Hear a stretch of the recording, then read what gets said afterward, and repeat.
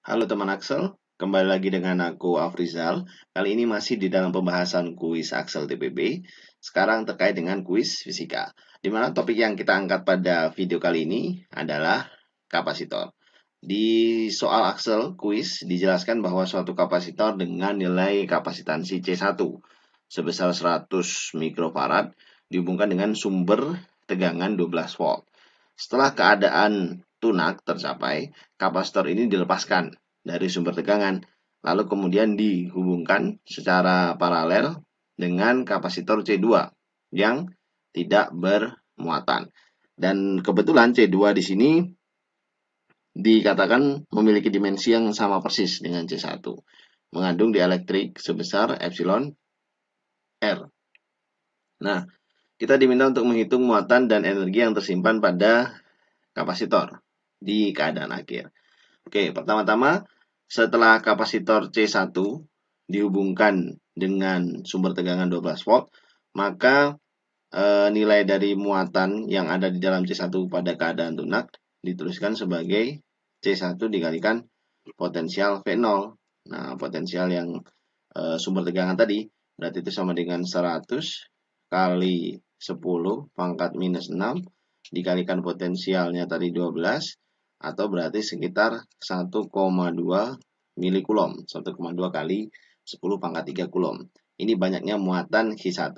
Nah, di sini yang kita ketahui bahwa tetap berarti di kutub-kutub di ujung dari kutub-kutub yang ada di kapasitor ini besar tegangannya sama seperti sumber tegangan di awal, berarti 12 volt ya. Jadi besar tegangan antara di sebelah sini dan di sebelah sini 12 volt setelah dia dipisahkan. Nah, kemudian kapasitor C1 yang berwarna biru muda ini dihubungkan nih dengan kapasitor C2 secara paralel. Nah, mungkin gambarnya akan jadi seperti ini. Ini C2-nya. Nah, kemudian karena dia dihubungkan secara paralel, maka yang kita tahu jumlah muatannya kekal. Jadi muatan yang dimiliki oleh C1 baik sebelum dihubungkan dengan setelah dihubungkan, total muatan dalam rangkaian paralel ini adalah sama. Nah, di mana itu berarti Q1 seperti ini. Nah, Q1 kayak gini sama dengan Q1 aksen. Ini muatan Q1 setelah dia dipasang dengan Q2 ditambah Q2 aksen. Oh, berarti kita bisa tuliskan C1 dikalikan potensial awalnya kan 12 volt tadi ya. Sama dengan Q1 ini C1 dikalikan potensial akhirnya ditambah C2 dikalikan potensial akhirnya. Cuman di sini yang perlu kita sadari lebih jauh adalah bahwa potensial antara kapasitor C1 dan C2 pada saat kondisi di mana mereka sudah terpasang itu adalah sama. Berarti aku boleh nih mengatakan V1 aksen itu sama kayak V2 aksen. Misalkan kita tulis sama kayak V aksen seperti ini.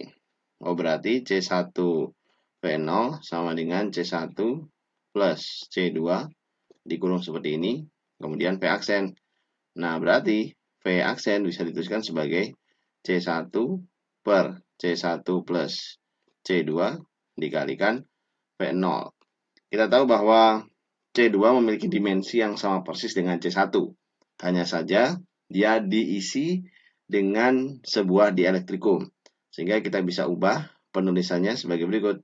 Nah, jadinya C1 per C1 plus epsilon R dikalikan C1 seperti ini. V0. Nah, ini adalah nilai yang tepat untuk V aksen. Kemudian kita bisa eliminasi faktor C1-nya diperoleh 1 per 1 plus epsilon R dikalikan potensial C1 pada keadaan awal itu adalah V aksen. Berarti ini sama dengan 1 per 1 ditambah 3 dikalikan 12 gitu ya. 1/4 kali 12 berarti 3 volt. Nah, ini adalah potensial dari kapasitor 1 dan kapasitor 2 setelah mereka dihubungkan satu sama lain. Kemudian apa Kak? Nah, kemudian berarti kita sekarang bisa nih mencari muatan pada kapasitor C1 atau Q1 aksen. Berarti itu sama dengan kapasitansi kapasitor C1 dikalikan dengan V aksen. Di mana kapasitansi kapasitornya tadi kan 100 kali 10 minus 6 ya. Farad dikalikan dengan 3. Atau berarti 300 kali 10 min 6. Atau 0,3 kali 10 pangkat min 3. Berarti 0,3 milikulom. Nah, seperti ini kita tuliskan boleh.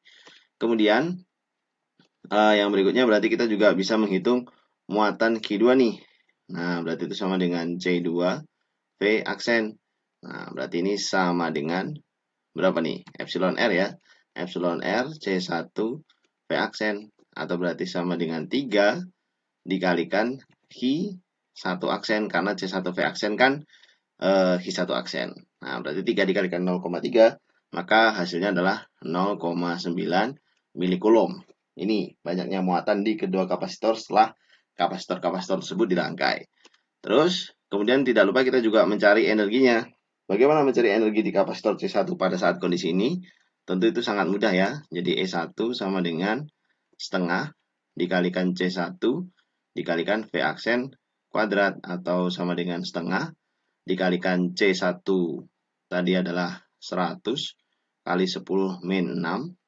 Terus kemudian dikalikan V aksen, di mana V aksennya tadi kita temukan 3.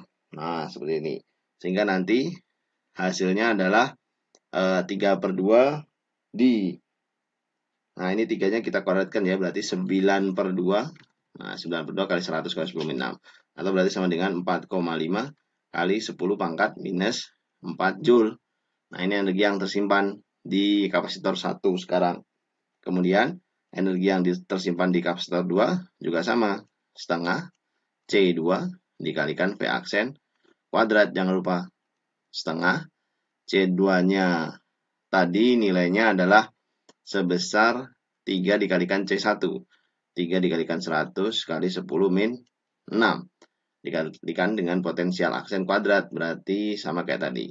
3 kuadrat. 9 kali 3, 27. 27 dibagi 2. Berarti itu sama dengan 13,5 kali 10 minus 4 Joule. Dan itulah tadi adalah jawaban untuk pembahasan kuis Axel kali ini.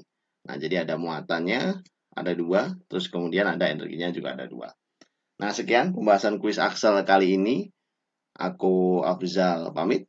Terima kasih banyak. Sampai jumpa di kuis Axel berikutnya.